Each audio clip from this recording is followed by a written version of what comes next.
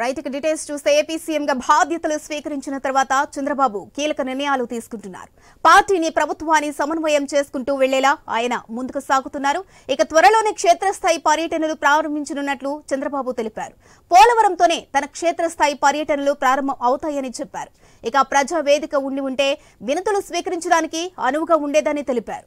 ఇక అసెంబ్లీ సమావేశాలు ఎప్పటి నుంచి నిర్వహిస్తాము అనేది త్వరలోనే నిర్ణయిస్తామని చంద్రబాబు స్పష్టం చేశారు.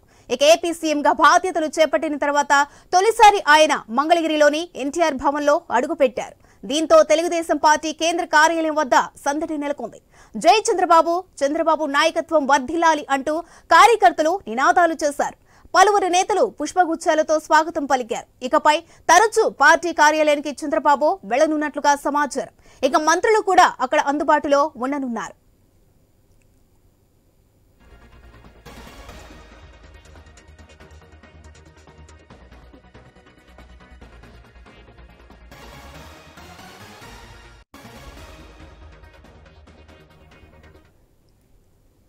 ఏపీ సీఎంగా బాధ్యతలు స్వీకరించిన తర్వాత చంద్రబాబు కీలక నిర్ణయాలు తీసుకుంటున్నారు. ఇక పార్టీని ప్రభుత్వాన్ని సమన్వయం చేసుకుంటూ వెళ్లేలా ఆయన ముందుకు సాగుతున్నారు. ఇక త్వరలోనే క్షేత్రస్థాయి పర్యటనలు ప్రారంభించనున్నట్లు చంద్రబాబు తెలిపారు. రైట్ కి దీనికి సంబంధించి మా ప్రతినిధి హరీష్ లైవ్ లో సిద్ధంగా ఉన్నారు డీటెయిల్స్ అందించడానికి. రైట్ హరీష్.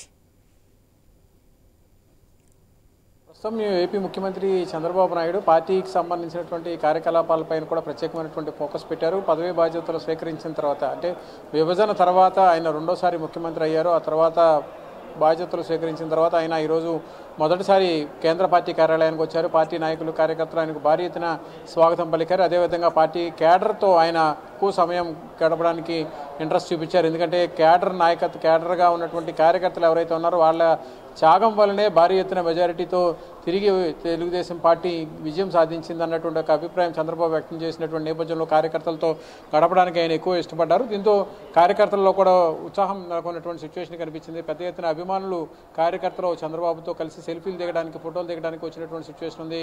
ఇక ఇదే సందర్భంలో పార్టీకి సంబంధించినటువంటి నాయకత్వం, క్యాడర్కి కూడా చంద్రబాబు ప్రత్యేకమైనటువంటి దిశానిర్దేశం కూడా చేశారు. ఈరోజు శనివారం అటు పార్టీ కార్యకలాపాలకి ప్రత్యేకమైనటువంటి ఫోకస్ పెట్టినటువంటి నేపథ్యంలో ఒకవైపు టెలికాన్ఫరెన్స్ నిర్వహించారు.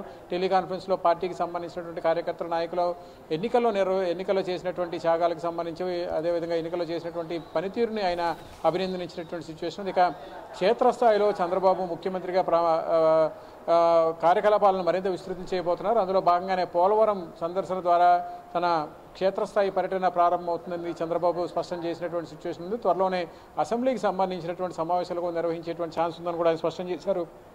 ప్రధానంగా ప్రజా సమస్యల పరిష్కారానికి సంబంధించి ప్రత్యేకమైనటువంటి ఫోకస్ పెట్టేందుకు ప్రత్యేక వేదికని ఏర్పాటు చేయాలా లేదా అన్నది కూడా ఒక రకంగా చర్చనీయాంశంగా మారినటువంటి నేపథ్యంలో నిర్దిష్ట సమయానికి అనుగుణంగా పాలన పాటిస్తూ వినతులు ఏవైతే వస్తాయో వాటిని పూర్తిగా పరిష్కరించే దిశగా చర్యలు తీసుకోవాలన్న ఒక ఉద్దేశంలో ఉన్నాము. అదే అంశంపైన ప్రత్యేకమైనటువంటి ఫోకస్ పెట్టినట్టుగా చంద్రబాబు స్పష్టం చేసినటువంటి సిచ్యువేషన్ ఉంది. పోలవరంతో పాటు ఇక అసెంబ్లీకి సంబంధించినటువంటి సమావేశాల నిర్వహణకు సంబంధించినటువంటి అంశాలపైన కూడా ఆయన ప్రత్యేకమైనటువంటి ఫోకస్ పెట్టారు. ఇంకా సచివాలయానికి సంబంధించి సచివాలయంలో ఇప్పటివరకు కార్యకలాపాలు అంతంత మాత్రంగా ఉన్నాయి. ఇప్పుడు చంద్రబాబు వచ్చిన తర్వాత కార్యకలాపాలు మరింత వేగవంతమైనటువంటి నేపథ్యంలో సచివాలయానికి రాకపోకలు సాగించేందుకు వీలుగా రవాణా సౌకర్యం, ఆర్టీసీకి సంబంధించినటువంటి రవాణా సౌకర్యంతో పాటుగా మౌలిక సదుపాయాలు, త్రాగునీరు వంటి మౌలిక సదుపాయాలు కల్పించాలన్నటువంటి ఒక అభిప్రాయం వచ్చినటువంటి సిచ్యువేషన్ కనిపిస్తుంది. దానిపైన కూడా సానుకూలంగా స్పందించిన చంద్రబాబు ఆ దిశగా చర్యలు తీసుకుంటామని చెప్పి కూడా ఇప్పటికే స్పష్టం చేసినటువంటి సిచ్యువేషన్ ఉంది. సో మరోవైపు పార్టీ కార్యాలయానికి వచ్చినటువంటి సమయంలో సందర్భంగా చంద్రబాబు పార్టీకి సంబంధించినటువంటి నాయకులు, కార్యకర్తలను కలిసేందుకు ప్రయత్నం చేశారు. అయితే అదే సమయంలో పార్టీ కేంద్ర కార్యాలయంలో పెద్ద ఎత్తున బారికేడ్లను ఏర్పాటు చేశారు. ఏర్పాట్లు చేయడం పట్ల పార్టీ కార్యకర్తలకి, నాయకులకి కొంతవరకు గ్యాప్ ఏర్పడింది. సో ఈ అంశంపైన చంద్రబాబు భద్రతా సిబ్బందితో కొంతవరకు అసహనం వ్యక్తం చేసినటువంటి సిచ్యువేషన్ కనిపిస్తుంది. ఎందుకంటే కార్యకర్తలను కలుసుకోవడానికి వెళ్లేందుకు వీలుగా ఉన్నటువంటి సమయంలో బ్యారికేడ్లు ఏర్పాటు చేయడం వల్ల కొంతవరకు ఇబ్బందిగా ఉంటుంది. కాబట్టి మినిమం సెక్యూరిటీతో కార్యకర్తలను కలిసే విధంగా ఏర్పాటు చేయాల్సి ఒక సదుపాయాలు కల్పించాలన్నటువంటి ఒక అభిప్రాయం చంద్రబాబు భద్రతా సిబ్బందికి సూచించినటువంటి సిచ్యువేషన్ కనిపిస్తుంది. ఇక తెలుగుదేశం పార్టీకి సంబంధించినటువంటి నాయకులు, కార్యకర్తలతో ఆయన టెలికాన్ఫరెన్స్ కూడా నిర్వహించారు. కూటమి పార్టీలు ఘన విజయం సాధించడంలో కూటమి పార్టీలకు సంబంధించినటువంటి నాయకత్వం చాలా కీలకంగా వ్యవహరించింది. ఆ నాయకత్వం క్యాడరు అదేవిధంగా కార్యకర్తలకు కూడా చంద్రబాబు ప్రత్యేకించి అభినందనలు తెలిపారు, ధన్యవాదాలు తెలిపారు.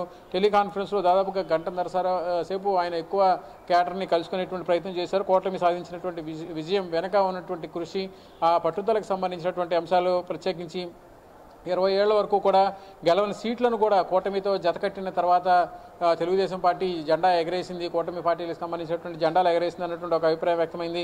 8 జిల్లాల్లో దాదాపుగా 8 జిల్లాల్లో కూటమి క్లీన్ స్వీప్ చేయడం పట్ల చంద్రబాబు చాలా సంతోషం వ్యక్తం చేశారు. కూటమికి సంబంధించినటువంటి ప్రభావం 93% స్ట్రైక్ రేట్తో ఉందన్నటువంటి ఒక అభిప్రాయం చంద్రబాబు వ్యక్తం చేసినటువంటి సిచ్యువేషన్ కనిపిస్తుంది.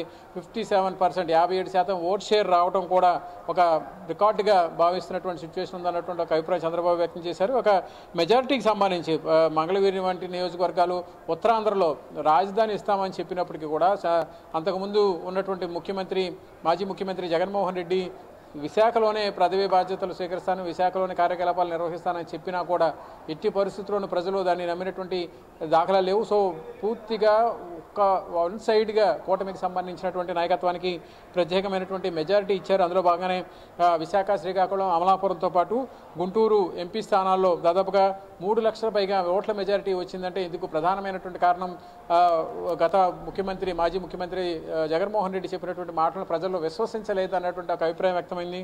సో అదే కూటమికి బలాన్ని చేకూర్చింది. ఆ బలమే భారీ ఎత్తున 160 పైగా స్థానాలను దక్కించుకోవడానికి అవకాశం కల్పించింది. అయితే ఇదే సమయంలో కొంతమంది ప్రాణాలను కూడా కోల్పోయారు. ఎన్నికల సమయంలో కావచ్చు, ప్రతిపక్షంలో ఉన్నప్పుడు కావచ్చు, అధికార పార్టీకి సంబంధించినటువంటి దాడులకు సంబంధించినటువంటి వ్యవహారంలో కూడా చాలామంది పార్టీకి సంబంధించినటువంటి నాయకులు, కార్యకర్తలు ప్రాణాలు కూడా కోల్పోయారు. అటువంటి వారికి కూడా అండగా నిలబడాలన్నటువంటి ఒక అభిప్రాయం చంద్రబాబు వ్యక్తం చేశారు. అటువంటి కుటుంబాలను కూడా పూర్తిగా ఆదుకుంటాం, భరోసా కల్పిస్తామని చెప్పి కూడా ఆయన స్పష్టం చేసినటువంటి సిచ్యువేషన్ ఉంది. సో అందులో భాగంగానే ఇప్పుడు అధికారంలోకి వచ్చిన తర్వాత కక్ష సాధింపుకి సంబంధించినటువంటి అంశాలకి పూర్తిగా దూరంగా ఉంటాము. ఏదైతే పూర్తిగా పారదర్శకమైనటువంటి పాలన అందించడం, ప్రజా సమస్యలను పరిష్కరించడం, పూర్తిగా ఒక సామరస్యపూర్వకమైనటువంటి వాతావరణంలో రాజకీయాలను నిర్వహించి ఒక ఆదర్శప్రాయంగా. అయితే హరీష్, ఇప్పుడు చంద్రబాబు సీఎంగా ప్రమాణ స్వీకారం చేసిన తర్వాత తను వేసే ఆలోచన కావచ్చు, అడుగు కావచ్చు, ప్రజలకు ఎక్కువగా చేరువుగా ఉండేటట్లుగానే కనిపిస్తుంది. అంటే ఇప్పుడు ప్రజావేదిక ఉంటే బాగుండేది అన్న ఒక ఆలోచన విధానము, ఈ విధంగా ప్రజావేదిక ఏమైనా ఏర్పాటు చేసే అవకాశం ఉండొచ్చా, లేకపోతే క్షేత్రస్థాయిలో పర్యటన పరంగానే ప్రజలకు చేరువయ్యి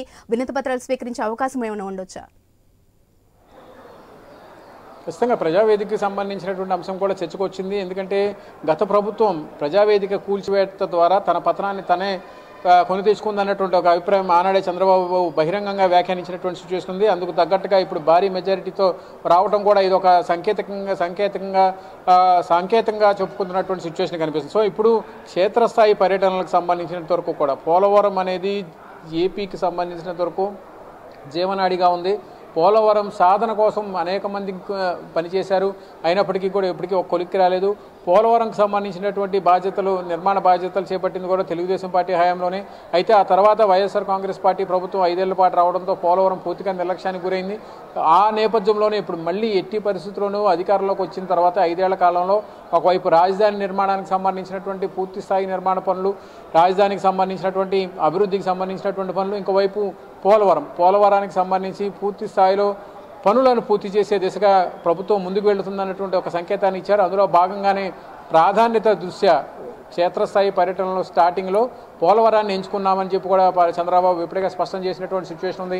ఈ నేపథ్యంలోనే పెద్ద ఎత్తున పోలవరానికి సంబంధించి ప్రతి సోమవారం, అంతకుముందు కూడా గెలిచిన తర్వాత విభజన తర్వాత పోలవరానికి సంబంధించి ప్రతి వారం సోమవారం పోలవరంకి వెళ్ళినటువంటి అప్పుడు కూడా ముఖ్యమంత్రిగా ఉన్నటువంటి చంద్రబాబు మళ్ళీ అదే అంశాన్ని తెర మీదకి తీసుకొని పోలవరం పూర్తి చేసే దిశగా పోలవరాన్ని ఎట్టి పరిస్థితుల్లోనూ పూర్తి చేసి తీరుతాము, పోలవరానికి సంబంధించినటువంటి వ్యవహారంలో ఎట్టి పరిస్థితుల్లో వెనకడుగు వేసేటువంటి అవకాశం లేదు. అందులో భాగంగానే క్షేత్రస్థాయి పర్యటనని పోలవరం నుంచి ప్రారంభిస్తున్నట్టుగా ఆయన చెప్పుకొచ్చారు. అదే సందర్భంలో పార్టీకి సంబంధించి ఒకవైపు పార్టీకి సంబంధించినటువంటి నాయకులు, కార్యకర్తలు, వారి సంక్షేమం, ఇంకోవైపు పాలనకు సంబంధించినటువంటి సంక్షేమ పథకాల అమలు, రాజధాని నిర్మాణం, పోలవరానికి సంబంధించినటువంటి అంశాలు, వాటితో పాటు ఎన్నికల్లో ఇచ్చినటువంటి హామీలు సూపర్ 6 ఏవైతే ఉన్నాయో వాటన్నిటిని కూడా ఎట్టి పరిస్థితులను ఫుల్ఫిల్ చేసే దిశగా ప్రాధాన్యత క్రమంలో సమయం చూసుకొని వచ్చినటువంటి వనరులను సద్వినియోగం చేసుకుంటూ అదేవిధంగా ఆదాయాన్ని సమకూర్చుకోవటం, వచ్చినటువంటి ఆదాయాన్ని వనరులను ప్రజలకి పంచేటువంటి క్రమంలో ముందుకు వెళ్ళేటువంటి ప్రయత్నం చేయడం, ఈ మొత్తం అంశాలన్నింటినీ కూడా బేరీజు వేసుకుంటూ పార్టీ నాయకత్వాన్ని ప్రభుత్వాన్ని ముందుకు నడిపించేటువంటి క్రమంలో కూటమికి సంబంధించినటువంటి సహకారంతో, కేంద్రం ఇచ్చినటువంటి నిధుల సహకారంతో పోలవరానికి సంబంధించినటువంటి నిర్మాణ పనులను కూడా పూర్తి చేయాలనే ఒక ప్రధానమైనటువంటి ఉద్దేశంతోనే క్షేత్రస్థాయి పర్యటనకు బయలుదేరుతున్నట్టుగా చంద్రబాబు స్పష్టం చేశారు. Right, thank you Harish.